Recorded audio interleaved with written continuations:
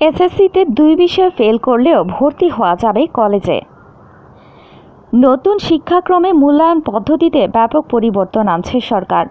নতুন শিক্ষাক্রমে এসএসসি পরীক্ষা শুরু হবে আগামী 2026 সাল থেকে, আর 2027 সাল থেকে শুরু হবে একাদশ শ্রেণীতে। নতুন পদ্ধতিতে কোনো শিক্ষার্থী যদি এসএসসিতে 1 বা 2 বিষয়ে অকৃতকার্য হয়, সে চাইলে একাদশ শ্রেণীতে ভর্তি হতে পারবে। তবে পরের 2 বছরের মধ্যে তাকে পাবলিক মূল্যায়নে অংশ নিয়ে বিষয়গুলোতে কৃতকার্য হতে হবে।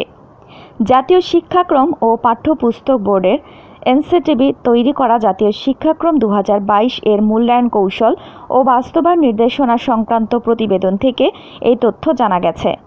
মঙ্গলবার 28 May curriculum development and revision core কমিটিতে পাশ হয়েছে প্রতিবেদনটি।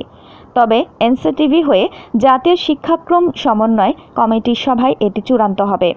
প্রতিবেদনে বলা হয়, একাদশে ভর্তি হয়েও মান উন্নয়নের জন্য 1 বা একাধিক অথবা সব বিষয়ে পুনরায় পাবলিক মূল্যায়নে অংশ নেওয়ার সুযোগ থাকছে। অনন্য, অর্জনমুখী, অগ্রগামী, সক্রিয়, অনুসন্ধানী, বিকাশমান ও প্রারম্ভিক শীর্ষক 7টি সূচকের ভিত্তিতে প্রকাশ করা হবে শিক্ষার্থীর রিপোর্ট কার্ড। এতে সব বিষয়ে পারদর্শিতা বা সর্বোচ্চ সূচক অনন্য, আর সর্বনিম্ন সূচক হল প্রারম্ভিক। কারিকুলাম পর্যালোচনা কোর কমিটির একজন সদস্য গণমাধ্যমকে জানান, বর্তমানে একজন শিক্ষার্থী এসএসসিতে 1 বা 2 বিষয়ে ফেল করলে তার শুধু ওই 2 বিষয়ে পরীক্ষা দেওয়ার সুযোগ রয়েছে, কিন্তু কলেজে ভর্তি হওয়ার সুযোগ পায় না। নতুন কারিকুলামে কলেজে ভর্তি হওয়ার সুযোগের বিধান রাখা হয়েছে। একসঙ্গে সে একাদশে ক্লাস চালাবে এবং অনুত্তীর্ণ বিষয়ের পরীক্ষা দেবে। শুধু তাই নয়, সে পরের 2 বছর এই পরীক্ষা দেওয়ার সুযোগ পাবে। এছাড়া একাদশে ভর্তি হয়েও মান উন্নয়নের জন্য 1 বা একাধিক বা সব বিষয়ে পুনরায় পাবলিক মূল্যায়নে অংশ নেওয়ার সুযোগ থাকছে।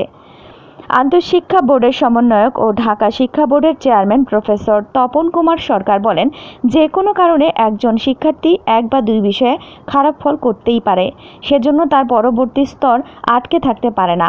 কোর কমিটির এই সিদ্ধান্ত খুবই ভালো উদ্যোগ। এতে শিক্ষার্থীদের জীবন থেকে একটি বছর হারিয়ে যাবে না।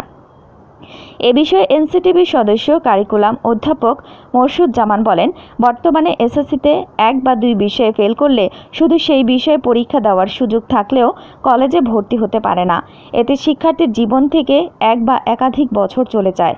নতুন কারিকুলামে কেউ 1 বা 2 বিষয়ে অনুত্তীর্ণ হলে সে একাদশে ভর্তি হয়ে ওইসব বিষয়ে ফের পরীক্ষা দেবে। এতে তার 2টি কাজ একসঙ্গে চলবে। কোর কমিটিতে এসব প্রস্তাব পাশ হয়েছে। এখন এনসিসিসি সভায় অনুমোদনের জন্য উপস্থাপন করা হবে। সেখানে চূড়ান্ত হলে সবাইকে তা জানিয়ে দেওয়া হবে। 2023 সালে প্রথম, ষষ্ঠ এবং সপ্তম শ্রেণীতে নতুন শিক্ষাক্রম বাস্তবায়ন করা হয়, আর চলতি বছর বাস্তবায়ন করা হয় দ্বিতীয়, তৃতীয়, অষ্টম ও নবম শ্রেণীতে। এরপর 2005 সালে পঞ্চম ও দশম শ্রেণীতে, 2026 সালে একাদশ এবং 2027 সালে দ্বাদশ শ্রেণীতে এই শিক্ষাক্রম চালু হবে। নতুন শিক্ষাক্রমে শুধু দশম শ্রেণীর পাঠ্যসূচির ভিত্তিতে এসএসসি পরীক্ষা হলেও এর নাম অপরিবর্তিত থাকবে। এরকম আরও অনেক ভিডিও পেতে নিউজ এক্সপোজার টিভির সাথেই থাকুন। চ্যানেলটি সাবস্ক্রাইব করুন এবং সাথে বেল আইকনটি বাজিয়ে দিন।